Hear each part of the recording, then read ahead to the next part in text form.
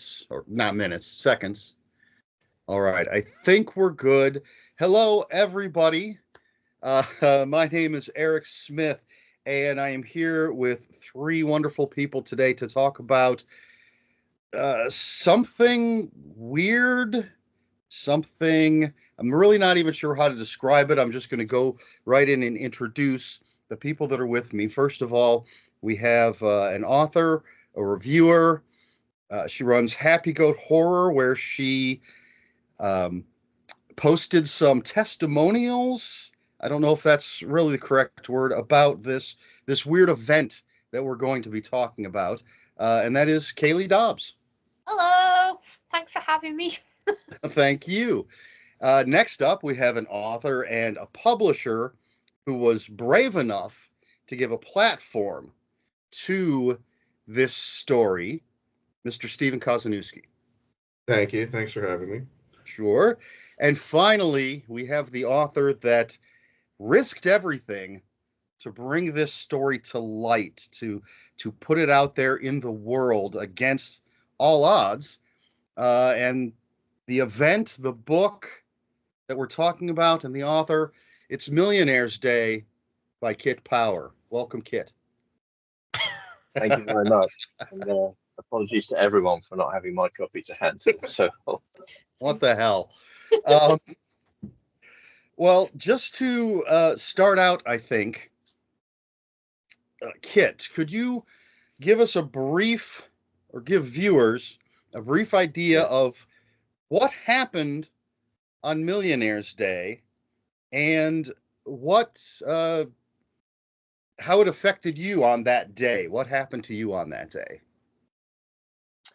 Yeah, sure. So, I mean, Millionaire's Day is one of those things now. As I say, it's kind of, I think I say it says it on the back of the book. It's kind of become a kind of legendary thing. It's become kind of shrouded in mystery a little bit. And also, I think it's one of those things where, because very shortly after Millionaire's Day, obviously we had the COVID outbreak, and that kind of led to, understandably, kind of dominated the news media going forward. I think it's one of those events that kind of got lost. It reminds me, actually, it's eerily similar to the kind of way that not to go off on too much of a tangent before we started, but the way the kind of British government and media kind of ignore the economic impacts of Brexit by saying, oh, well, because COVID happened straight afterwards. Millionaire's Day is very similar to that. So, I mean, it's really easy to describe what happened. It's just that you sound crazy when you do. What happened was that it was the winter solstice of 2019, and in the morning, at dawn, which I believe was sort of sometime after 8 o'clock in the morning, every single person in the United Kingdom who was asleep at that point, asleep at dawn, awoke to discover a suitcase under their bed, one of those big kind of, the massive kind of wheelie suitcases that you take on aeroplanes. And when they opened the case, they discovered that they had £1 million in cash in apparently legal tender in £20 notes. And it's one of those things that it's weird because, I mean, I know it happened. I remember it happening, and I remember the events of the day very vividly, and I remember how weird things got, how quickly things got weird. But it's one of those things where, because it disappeared so quickly from the consciousness, and I think because there was obviously some kind of fairly well orchestrated cover up, which maybe we'll get to that as we go on and talk a bit more. People just weren't talking about it. And it's a weird thing where I just kind of, I was trying to think about what I wanted to write about next. And mostly I've written fiction. I have written some non-fiction before. And it suddenly occurred to me, like, why don't I talk about Millionaire's Day? Because it'd been, by the time I came down to start writing, it'd been 5 years. I thought, surely that's long enough, right? We can stop pretending it didn't happen, and we can start picking at this a little bit and try and piece together, put together something. And I did a few Google searches and realized, to my surprise, that no one had really done anything like that yet. There weren't even any blogs. And that in itself should have tipped me that there was something strange going on, but it didn't. I was just fairly naive, I guess. So I just thought, okay, well, that's, I was looking for a new project. It seemed like a good one to do. So I just kind of took it from there, really. But yeah, in terms of my personal experience with it, I mean, I'm a bit of a night owl and a bit of an insomniac. And unfortunately, I didn't actually get a case, but I became aware of it because of the events, which I fictionalize very slightly, but not really a lot, because of the events that happened in the area that I live. I actually do live in Bletchley and Milton Keynes, where a large part of the story is set. And Melrose Tower, I mean, it's been demolished now, actually, but Melrose Tower was real. And again, I've changed names and identities, but there was a, how can I put it? There was a kind of outbreak of criminality around my neighborhood the morning and afternoon of Millionaire's Day.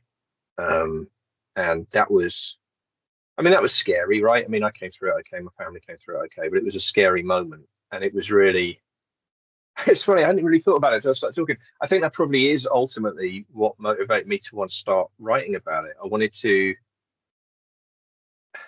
I was trying to reckon with what had happened. I was trying to make sense of it. And it's a typical thing with me when I can't understand why something's happened. That's often will be a spur for me to write about it. If I can't understand why someone will be motivated to behave a certain way, that might indicate that it's something I want to write about. And in this case, I realized like I wanted to write both about the fact that it had happened in spite of the fact of all of this silence, but also I guess I wanted to try and understand what was going on behind the thinking of the people who were committing those acts that I found so personally terrifying on that morning. And I don't know what that says about me in my brain, that that's something that I felt like I wanted to do, but it's just how I work, I think, as a writer. Great. Now I also know Kayleigh is a bit of a night owl. So did you have a personal experience? Were you awake when it happened? Were you asleep? Can you tell us, did you get a case? I didn't get a case, and I'm still salty about it because I could do with one. I worked nights at the time. This is before I started working with Steve, and I had a night job. So my body clock was, I didn't go to bed until like 8 or 9 in the morning typically. So I was awake, and I'd been at work, and my partner, who's now my husband, was gaming all night, waiting for me to come home with McDonald's breakfast. So we didn't know anything, but we don't have any neighbors either side of us anymore. The ones on the left, we never saw them again. Like I got home late because I say late, like mid-morning, but I finished work at 7 a.m. And I work an hour away from home, so I got home and their car was gone, which wasn't unusual because people work normal times a day normally, but they just never came back. And we had people from the council like knocking the door asking if we knew where they were, and the neighbors on the other side of us never said anything, but they've moved to a much nicer area. And it was I saw a couple of things on the morning of on social media, but then when I tried to go back to the posts to show my partner, I was like, have you seen this? And they were like gone. So like the people who were posting, either the posts, like I thought that I'd misremembered who'd posted what, because I was like going onto people's profiles. I was like, oh, that post isn't there, or the account was gone. Whoever had posted, their account was suspended or something. So like I couldn't convince my partner for the longest time that there was anything weird. And then yeah, like Kit said, it's like it was really weird. But there were signs, like the population of my town has significantly decreased since then. It's a really poor town in South Wales. And if you walk through it on a Saturday night, it's like tumbleweeds. It's really lifeless. So that's since then. So my assumption is that people left because they had the means to. So it's kind of like those memes that say, if I won the lottery, I wouldn't tell anyone, but there would be signs. There would be signs, yeah. Yeah, absolutely. Yeah, and to pick on what Katie said, I mean, there were a lot of missing people in MK as well, and that's something. I mean, again, I can't incorporate that into the book, but yeah, it was very strange. Mm-hmm. Kit, I know you said you didn't receive a case, but you didn't receive a case personally, but you did receive a case. Right? You got David Watkins' case. No, I absolutely did not get David Watkins's case. No, he no. We look. We've settled that now. We talked about it. I have my suspicions about what happened with this case. There's nothing I can prove about it, but it wasn't anything to do with me. No, I didn't end up with his. Fill Eric in on that. Well, okay, so yeah, so Dave did get a case, and he concealed it.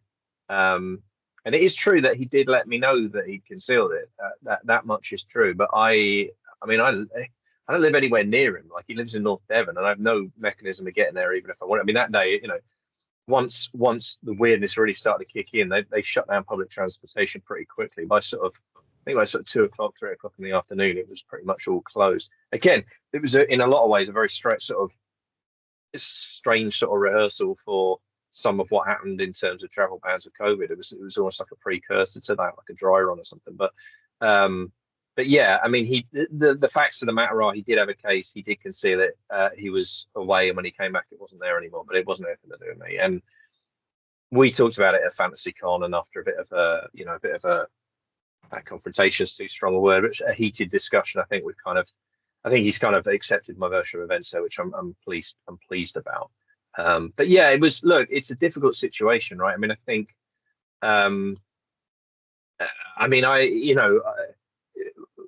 I wonder how many of the people that vanished with cases vanished and actually did end up in a better place, and I wonder how many of them didn't. I mean, again, it's something that I write about in the novella, and that was based on what I knew about the data on missing persons in MK, which, again, this is the weirdness around it. Like, you have all this stuff where, like, I know for a fact, and when I talk to people anecdotally, they remember, like, there was this wave of missing people, like the first sort of week or so after the Millionaire's Day.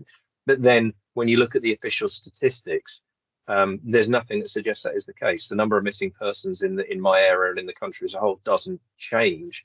And again, I think what has happened is where there was that way, because it definitely did happen.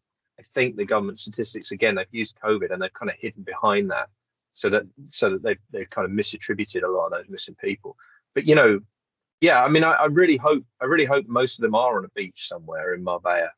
I really do, for their sakes. But based on the conversations I had, certainly with some of the homeless community in Milton Keynes, I'm terribly afraid that in a lot of cases it would have been a rather more sinister end for a lot of them. And I suspect there was a lot of organised criminality activity around the cases, as you'd expect. Sudden appearance of cash, people who understood. I mean, Mickey is a fictional character, but he's very much based on a number of real people and real gang events that certainly happened in Milton Keynes. And I know from conversation with other people that was replicated up and down the country, as you'd expect it to be. The police were completely flat-footed. They were behind the curve, as they often are in situations like that. And yeah, I mean, Steve Toes, who writes for Fortean Times, did a wonderful piece on some of those missing cases where they turned up organised burglaries that weirdly Fortean Times refused to run, and he had to end up running it on a blog instead. I think he ran that on Ginger Nuts in the end. Jim was kind enough to run it. So there's anecdotal stories out there. But that's the other thing. I mean, we haven't really talked about this, but the media blackout on it is really, it's really a really frustrating thing to try and navigate, because there's nothing in the national press whatsoever. The stuff that Steve found was all based on local press. And the really weird part is he found it on local press in the print editions, but then when he goes to the online version, it's not there.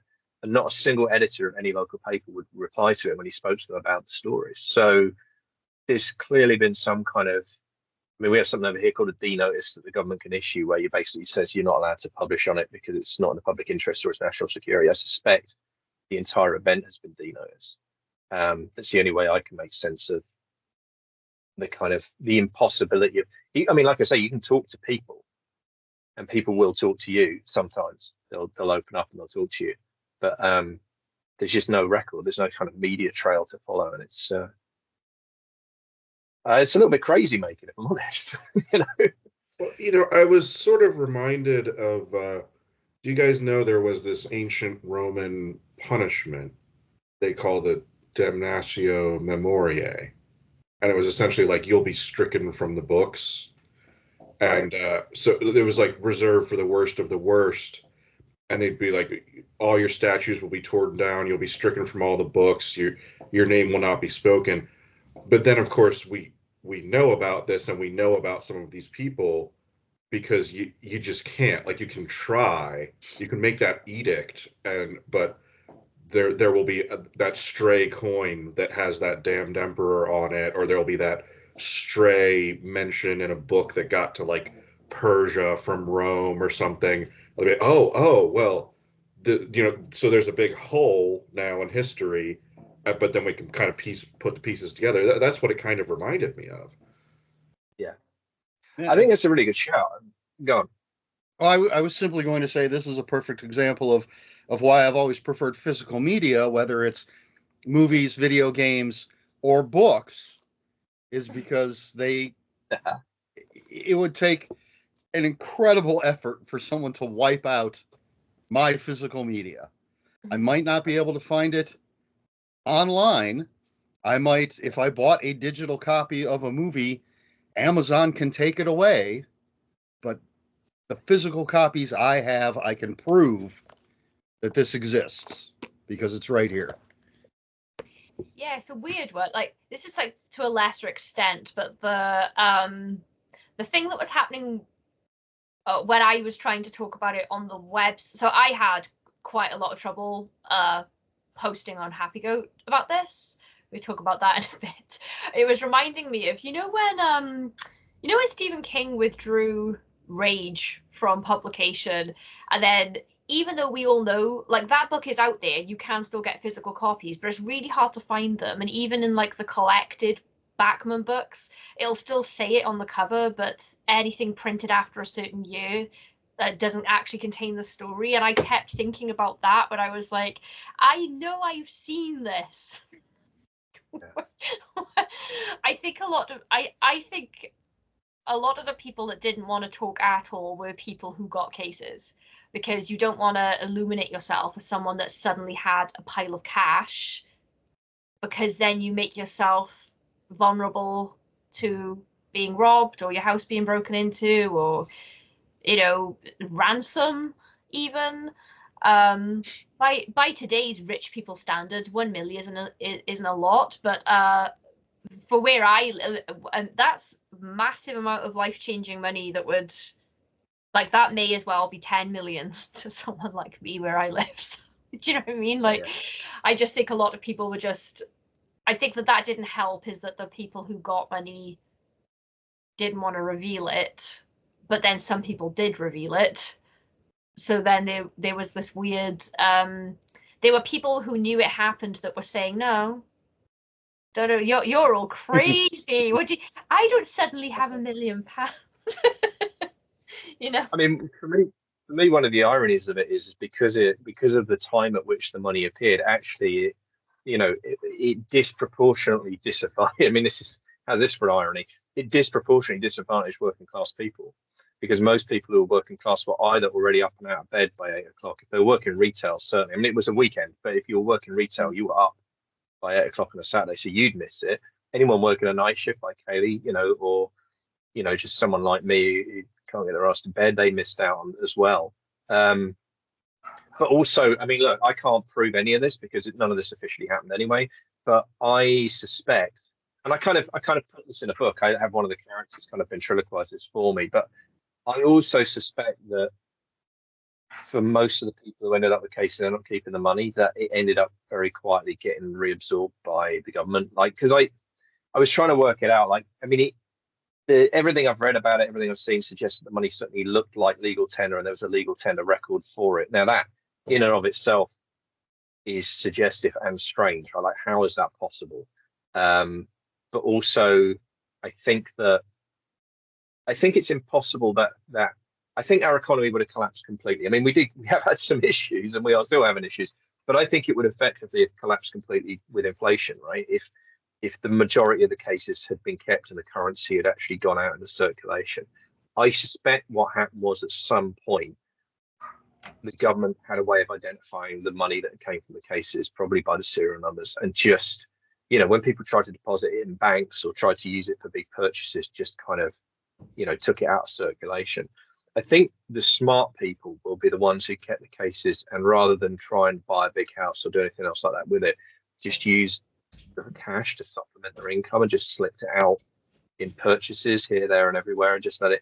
And eventually those notes, obviously, they'll end up in a bank, and then they'll end up getting absorbed and whatever. And I don't know. I mean, I know the mechanics of how the government deals with that in terms of compensation or dealing with the shopkeepers who have been passed dodgy money or whatever. But I suspect, though I cannot prove that, people trying to do big ticket purchases or big bank deposits even will likely have been very disappointed. Yeah. Well, obviously, Stephen and I are not in the UK, or not from the UK. So, Stephen, when did you first hear about this? So I heard about it. It's kind of like what we were discussing before. I heard about it online because, I have some friends in the UK through the horror community. I'm sure you do too. As your Tim Lebbins and your Jim McLeods, like we mentioned. I know some people over there, and I have like 5,000 Facebook friends, half of whom I don't know. I'm sure we all do. So I started seeing stuff when it was happening, and I was like, oh, this is some kind of hoax. Because it kind of sounds like Gremlins or something. Like, oh, you're in the UK. What does that mean? If you're in an embassy in Zimbabwe and it's technically UK, do you get a case then? Like there's all these like holes you can poke in the story. But, I got the impression, oh, okay, this is some kind of hoax that people are pulling. And then the story kind of flatlined. And then it was really strange because then the coronavirus hit and nobody was talking about it anymore. So I didn't really hear about it again until so it's 2025 now as we record this. And I think so it was probably September of 2023 is where Kayleigh and I get involved. So we always do kind of an open call at Mary San Giovanni in Summer Cannon. They run the Buzz Book Expo. Mm-hmm. So we always kind of do an open call for French press publishing and kind of open it up to people. And the pickings were kind of slim that year. I think the year before we'd gotten really just over the transom. Brendan LaFaro had submitted a really great short story collection. So we were like, okay, this can work. And then the next year we get nothing. And we're kind of like, oh, what are we going to release next year? And either Kit approached us or Kayleigh approached Kit or something. He's like, hey, I have this really weird kind of nonfiction kind of journalism, Romana Clef kind of thing. And like, we'll have to call it a novel. So I know like you're into, you've only ever published fiction before. And it was kind of like, for legal purposes, like we kind of have to scrape the serial numbers off and call these people different names. But it's like the same way when you watch like Citizen Kane, you're like, oh yeah, I know that's William Randolph Hearst. Like it was pretty clear that these were like actual stories, but we had to kind of cover it up and say, oh, well, it's fiction. And I'm like, okay, I can take that risk. But the strange thing to me was I was like, well, why are you coming to a U.S. publisher? And like previously to this, I had never really, I'm kind of starting to think of myself now because, I've been to Fantasy Con. We actually just signed another British, or I probably shouldn't announce that yet because I don't think the ink is dry. We're courting another British author who I think we will be publishing. So I've been kind of looking at myself and French press publishing as kind of a bridge between. I didn't realize how insular the UK and US horror communities were. Like you would think they all just know each other, but with few exceptions, like I said, Stephen King, Tim Lebbin, like there's some crossover, but otherwise, like there's big famous people over there that we barely know about, and we have big famous people that they barely know about. So I've been kind of taking it as like my kind of raison d'etre to bridge that gap. And I figured we'd start with Millionaire's Day. But I didn't realize all of the hinky stuff that was going on in the background, kind of the intimidation and these campaigns. So I don't know if we want to talk about that next.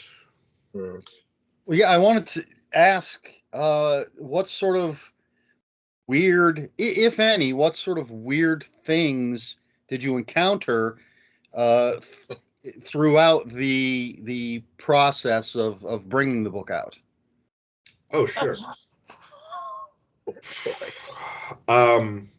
Well, we were perennially running late, for one thing.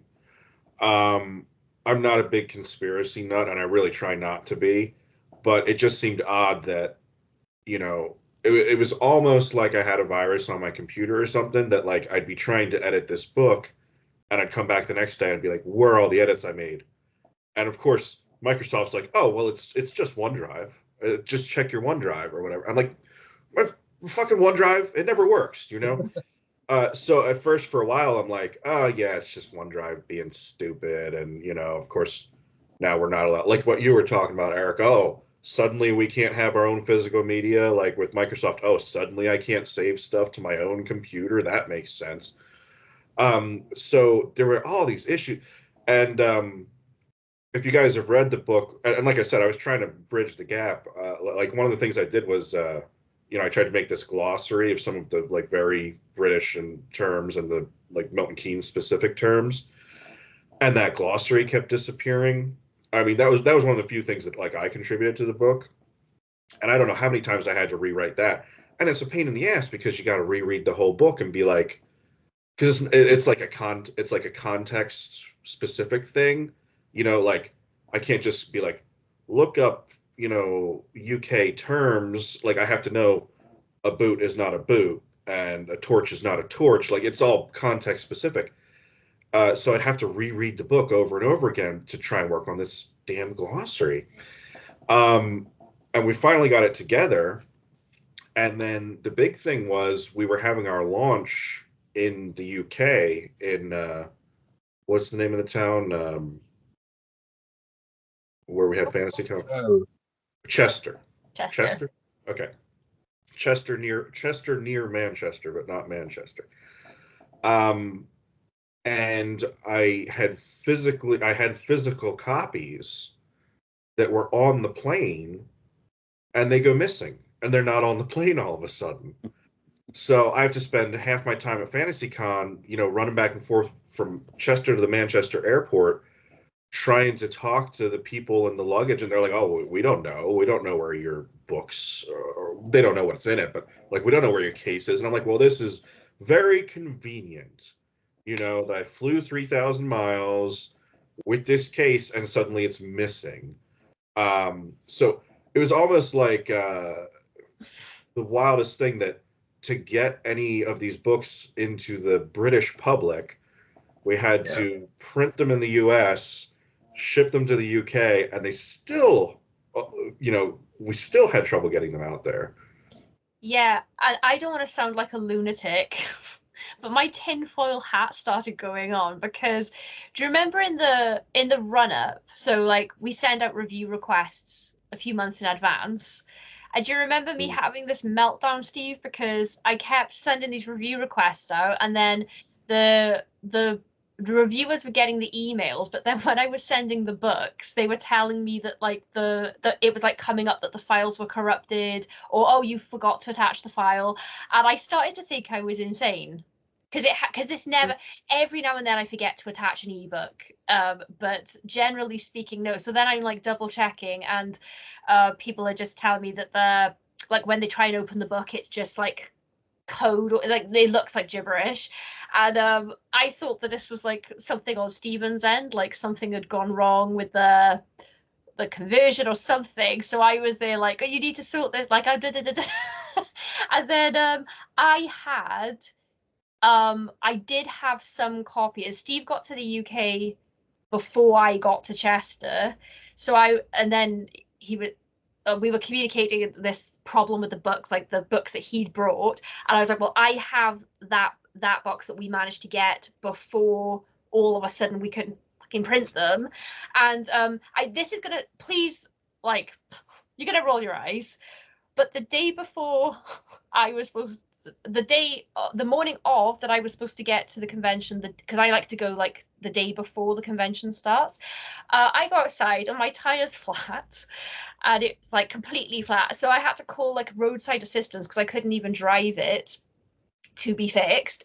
And he said that there was like glass all stuck in the tire, and I just started to get really like paranoid about even going. I was like, because my brain just went straight to, okay, so I've had problems getting the word out about this book. I've had problems getting this book to anyone, even in ebook format. Steve has flown all the way over and packed books there. There were like problems with the printers, so we only had a few copies ourselves here anyway. And now I can't physically get to the convention because my car. And I'd also been trying to gather testimonials and stories on the run up. You know, we were trying to talk about the event before the book, and then that was, I don't know how, but that was getting interfered with like on social media. So I just started to get like, I was like, you know, messages Steve like, I don't know if I'm still coming because I feel like this tire could be a coincidence, obviously, but that's just, I don't know, I hadn't driven the car in a week, so I don't like, wouldn't my tire have been like, I don't know, I just I feel crazy saying that, but that's how I felt at the time, and I do still think that's a bit worrisome. You know? Well, and to build on what Kayleigh said, sort of in the online environment, and Eric, this is part of why I've been so grateful for you and for your channel taking the brave stance you have on the book and being willing to talk about it. We do seem to have slightly more luck with US contributors than we have with the UK, and again, that leads credence to my suspicions that there's ultimately something going on within the UK government that's at least part of what's causing the problems. But like, I had so many friends who I spoke to privately were like, oh yeah, no, I'd love to talk about that. It'd be great. I'd really, I'm glad someone's finally talking about it. No, I'll talk to you about it. I mean, it's funny to pick up something Stephen said. I had someone who pitched me writing a really lovely piece about sort of this author's direct experience as someone who lives in Southern Ireland, but near the border, who was talking about, the impact that the case has had on the Northern Ireland border and that whole kind of situation. And it was really, I'm still hoping it'll see the light of day, but it hasn't so far. And, sometimes it's because people are busy, and obviously that's fine. But there was a lot of stuff where people said they'd written stuff and it had gone missing, or they'd sent it in to be published, it had never been published. Kayleigh had cases of stuff where she'd managed to successfully publish it a happy go, but then all of her publicity posts disappeared. So it was there, but no one could see it. Jim at Ginger had some kind of weird, almost denial of service attack where all of it, not just, he wrote an article. I mean, I told you earlier, he published Steve's article about about the news stories that he'd been reading, but he had his engagement was down across the board at Ginger Nuts, like massively down for the whole week. I mean, it was just bizarre. Yeah, ultimately, all three of your publishers were affected by this, because I think we all had to issue statements. That's true. Yeah, that's true. And I didn't even know. I mean, I hadn't even been made aware of that until they did it. I mean, bless them, especially, yeah. So yeah, it turned out that Black Shock and Horrific Tales, who published. So sorry, I should just say, like, I mean, all Millionaire's Day is a standalone, novella work of fiction. But there are two novellas I wrote previously. I've written apocalypse stories for Milton Keynes before. I've written two others. One's called The Finite, the other's called The Song for the End. Finite's published by Black Shock. The Song for the End comes out with is out with Horrific Tales. And they both are full-on works of fiction. And yeah, I was absolutely gobsmacked to see that they both received anonymous. Yeah, they both received like anonymous messages. But this is the weird part, telling them to make changes to the texts. That was the bit that really freaked me out. It wasn't even about taking them down, but they were recommending that they. I mean, I haven't seen the messages because the publishers, bless them, they just dealt with it and just put out the statements. So, in this sense, I know what you know and what we know based on what they published on social media. But yeah, apparently they were asked to remove references to the Finite Protocol, which is one of the sort of pivotal moments in Millionaire's Day, which I thought I'd made up, right? And it's the first novella in that loose collection of stories is called The Finite, and that's about you know, that's about an atomic bomb detonation. And the song for the end's a very kind of Chuck Palahniuk inspired. What if you hear a song and once you've heard it, you have to tell the truth, your brain explodes. I mean, that's the, and then it's a kind of a race against time to stop the song from going viral between various members of the band who recorded it, who have very different motivations. So, but within that, they mention the finite protocol, and it's just all I'm really talking about is disaster planning. Or what I really thought I was talking about was disaster planning. This idea that most governments must have some kind of disaster plan for when something really insane happens, like a nuclear bomb goes off in a major city, right? And the reason I call it finite was just because I thought, well, it will be about husbanding the limited resources that you have to make sure that they're being made most effective, or they're protecting the things that you know, whoever you are as leaders consider to be most important. But yeah, I was absolutely gobsmacked to find that previous publishers were now being targeted and, you know, being threatened really with retaliation if they didn't make changes to books that have been out for years. It's just so strange. And at that point, that was ahead of Millionaire's Day's official launch, right, Steve? Like, it wasn't even out yet, and already we were getting that kind of interference. Look, I can't prove. I mean, they were anonymous emails, so I don't know where they came from. It could have been hoaxes, it could have been scams, it could have been, you know, I don't know, it could have been hackers. But when you put it together with all of the stuff around social media, the way that it just seems like, I mean, I can't think of any other way to put it. It just seems like it's been effectively algorithmically suppressed. Like, it's really hard to talk about this thing at all in the UK.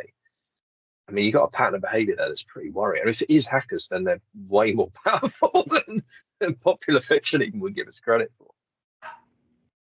Well, now, yeah, and speaking of which, so we have actually had no sales for a couple of months now. We kind of had that release in the UK in October.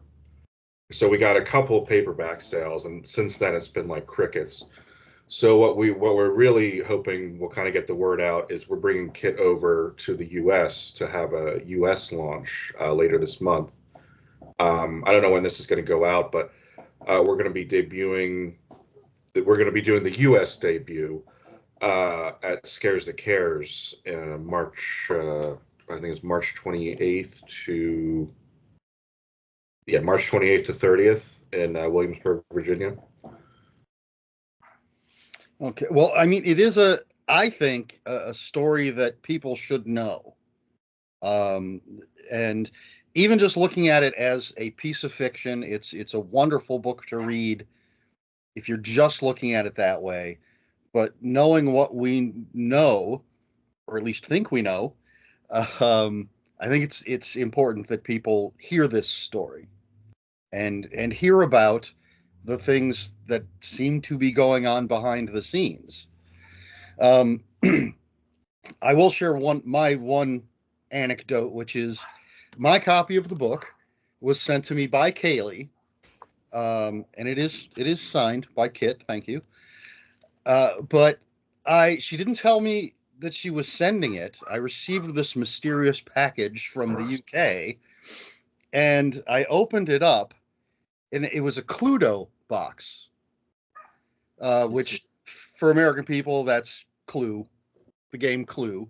But it was a Cluedo box, but inside the box there were some cards, there were some dice, but then sort of hidden amongst the components of the game was the book. And Kayleigh told me after I contacted her, thanked her for sending it to me, said that she felt she had to hide the fact that she was sending the book to me. And so she hid it inside this game box and kind of left some components loose in case, anybody at the Postal Service gave it a shake. They'd hear some dice rattling around in there or some cards sliding around. But just crazy that she couldn't just send me this book. She really felt the need to hide it. The size of the package I sent might have been I could have gone smaller and saved myself some postage, but I didn't want it to look book shaped, because I was so paranoid at that point, because I'd already I'd tried to send, because those few physical copies that I had, I tried to send them to UK reviewers who never got them. And it's really like, first of all, like that's already just annoying because of cost, but I just thought, well, so none of you received this parcel. And like I don't know if it's the same in the US, but when you post anything in the UK, they ask you where it is. Like, Yeah, there's stuff they gotta clear. So usually I'm like, oh, it's just a book. But I just got so like, it was because of the thing with my tire before Fancy got and then, so yeah, I sent this to you. I can't remember if I sent this to you before or after, but because of like all the stuff with like people not getting the ebooks, and then I've still got posts on Happy Goat that were like testimonials from people on the day that like they wanted to be kept anonymous and whatever. And there were some people that actually put their names on the testimonials as well. There's maybe two or three maybe that have views, but I've got a whole bunch that are like on the website, but there is zero traffic on the posts still. So first of all, like everything was like staying on the site, but then when I tried to share the links on Facebook and stuff, then my Facebook posts were disappearing. And then the few that I did manage to share, a couple of them then got traffic immediately, and then a few didn't at all. So I was like, and I'm not being, like about Happy Goat or anything, but I do normally get fairly decent traffic, especially on articles, and like there's usually a boost if it's like something outside of a book review. So I thought that, yeah, I don't know. I was just so yeah. Hence I don't play Cluedo anymore. I lost Colonel Mustard, and he was my character, so I haven't played it. So I thought, oh, I'll just chuck it in this before, rather than take it to a charity shop and disappoint someone else with lack of Colonel Mustard. But yeah, I did. I was real paranoid. I was really paranoid at that point. I was glad you got it. I mean, just to pick up what Kayleigh's saying there. I mean, it's a pattern I've seen again and again. I mean, James Everton ran an amazing piece on his blog where he talks about his Millionaire Days experience, and that. I mean, it just I posted about it repeatedly and it didn't get any traction at all. Like, I suspect that people basically didn't see the post in the first place, which is a shame. He's a great writer, and it was a really thoughtful and caring, like well-written piece.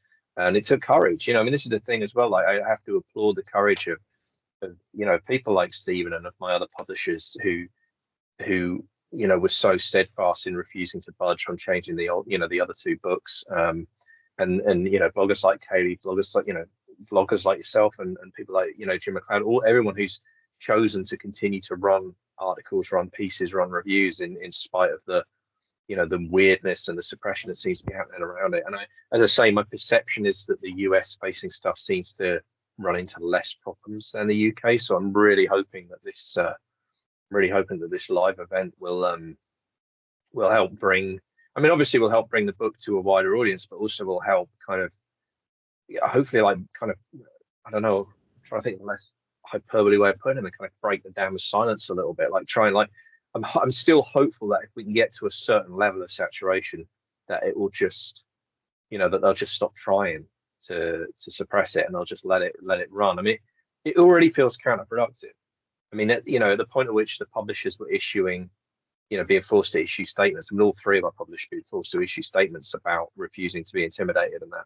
I mean, that got more traction than any of the publicity that we'd actually tried to manufacture for the book. So it did feel counterproductive. It was really, really odd behaviour on the part of whoever it was that was causing the problems. But I think, I'm enormously grateful because it's just, I mean, I'm some guy trying to write a book at the end of the day, and it felt like the right time to tell the story. And I mean, for the people who have been able to get their hands on it, I've had some incredibly kind messages and notices. I mean, lovely reviews, but also personal messages from people just expressing their gratitude that someone's talking about it, So it's doubly kind of heartbreaking to see this continued kind of situation in the UK where I can't get the word out. So yeah, I'm enormously grateful for the support I've had from all of my UK sort of fans and publishers. And I'm especially also grateful for the US people who are continuing to push it. And I'm really hoping that we'll be able to get ourselves a breakthrough here on this one. Hopefully our society doesn't collapse before this video goes up. I will say that Yeah. it was on Happy Goat Horror and reading those testimonials where I first heard about this. I had no inkling whatsoever, had never heard anything at all about this until I saw what was posted on Happy Goat Horror, and that's what sort of drew me in. And I, while I don't believe most conspiracies, I do find conspiracy theories fascinating. And so I was pulled into this sort of mystery of what's happening, why aren't people talking about it, do things seem to be disappearing when they do initially pop up about this story. And as I said, I do think it's important that people hear about this. Mhm. Yeah, no, I Yes. appreciate that, and I'm not a conspiracy guy either. I mean, I'm a Lee Harvey Oswald acted alone kind of guy. Like I really am, and we definitely landed on the moon. And I'm really kind of my initial stance towards any kind of conspiracy theory is cynicism. That which makes it doubly kind of bizarre and frustrating when you're in the middle of it yourself, and you're like, well, what is going on? You know? Yeah, I don't like people. I hate that look in someone's eyes when you're talking about something and you see them like you get the side eye. I do not like people thinking that I'm either making things up or like I've lost it all of a sudden, and that's what it feels like every time. Because depending on who you talk to, like if you find someone that goes, "Oh yeah, that," you're like, "Oh, Yeah. thank you," because you do like it's like you start gaslighting yourself into thinking that you've imagined the whole thing after a point. Yeah. It's weird. It's not even about the I think that this is like an important book because yes, it's fiction, according to how we had to approach it in the end. But it's not even about the money for me. Uh it's about why no one knows about it. Like that's what freaked me out. Like even the event itself is absolutely batshit. Like when you think about it, but when you think about like, oh, no one's talking about it, and if they are talking about it, if you try talking about it on Facebook or something, it's going to disappear. Like that's what started to like get me. See, I'm not a conspiracy person either at all, and I even now we're talking about this amongst people who like know it happened, and I still feel like, do I Yeah. honestly like? So, yeah, it's a bit wild, but if there's anything that's taught me, especially recently, is that I don't put anything past any government. Well, Who this is is it, right? That's who I've assumed is responsible for it being so quiet, and possibly who's responsible for the money in the first place. Like that's my brain's gone down that route now. Because why? You know, Yeah. yeah, that's part of Okay. it, but the other part of it is, I guess, what you would call what Lenin called the useful idiots. Because I also see these people on here that are like, oh, this is a hoax. I've already proved that this is a hoax. Don't even give them the time of day and this kind of thing. So, like, they're aware of the issue, they're aware this is going on, and they've decided to jump in with both feet to say, oh, you're wrong, you're making this up, without even doing any research. So, like, what are you even basing this on? I could be like, I could be forgiven if somebody, just had a genuine difference of opinion, but you're up against potentially bad actors, but also just these useful idiots who feel like they have to parrot whatever the bad actors are saying, whether it's to be in the good graces or to be contrarian or whatever. It's just a little microcosm of what we're dealing with in the world these days, I guess. Yeah, Yeah. it was a way to like divide people further because I have no doubt. Because at first I was just really frustrated that people just weren't admitting this happened, and then I thought, well, there are people like me and Kit who sadly did not run off with riches from this experience, but like I said, the only reason that I knew something had happened initially was because I saw those first few things and then they disappeared. So I heard about it. So then I was looking for it and asking people. But had I just come home and gone straight to bed and not looked at social media, I wouldn't have heard anything initially. And because I didn't get a case, the neighbors left, the other ones said nothing. I don't know if anyone in my life did get a case, or if they did and they're just not saying they did because they didn't want to admit to that. So that's what I mean. I feel like there are people in the UK that actually think this is a hoax because they didn't get it and no one around them admitted it. So like, do you know what I mean? So I feel like it's another way. And your point earlier about this sort of mostly affected the working class kid, that did get me thinking that, yeah, that is typically the people who are up at the crack of dawn, or like stay-at-home parents that are up at 5 o'clock in the morning with their kids, people with babies. And I did think about, well, which I don't want to say class of people, but for lack of a better term, like which class of people probably got the most cases is what I'm wondering about. People that already have money, maybe, that didn't. I don't know. Yeah, and it is a weird. I mean, yeah, what I'd add to that as well is that I know that I know, again, I'm not going to name names. I can think of a couple of people who expressed public cynicism who contacted me privately and said, "I'm really glad you're talking about this." Yeah, people I'm not going to name names, but like people are scared to talk about it. People are still scared to talk about it, and there are people who will publicly either say nothing or will be skeptical, who privately will like, "Oh, thank God, I'm so glad you're talking about it. I'm sorry I can't be more supportive," or whatever. Like, so, and you got, like, I don't know, I think you got to take that on the chin, haven't you? You've got to take people where they are. I mean, I could get cynical and upset about that, but I think at the end of the day, I get it. I mean, I was so naive going into this. I mean, if you could go back in time like 3 or 4 years and tell me how this was going to play out, would I have chosen to write about this, or would I have picked something else? I don't know. I can't honestly say how I would have gone. I don't know. I'm definitely I'm definitely living embodiment of sunk cost fallacy at this point. I'll tell you that. Like, I'm really like, sheer stubbornness has kicked in now. It's like, no, God damn it, I'm going to talk about this book. The more you don't want me to talk about it, the more I'm going to talk about it. But like, I get that. I respect the people, and I do. I feel for people who are either because they are, with their husband and their own money and they're trying to get through, or because I don't know what, because they're scared, because it's weird how. It's weird how it's, this silence is still continuing to and it's such a loud silence, it's weird. I think, from my point of view, what you have is whomever or whatever is trying to suppress this is being helped by people that received cases and for whatever reason do not want anyone to know that they received a case, whether they don't want to get taxed by the government. I don't know how that works over there. They don't want, as we've seen in the story, people coming after them for their case, or they just want to disappear with the money.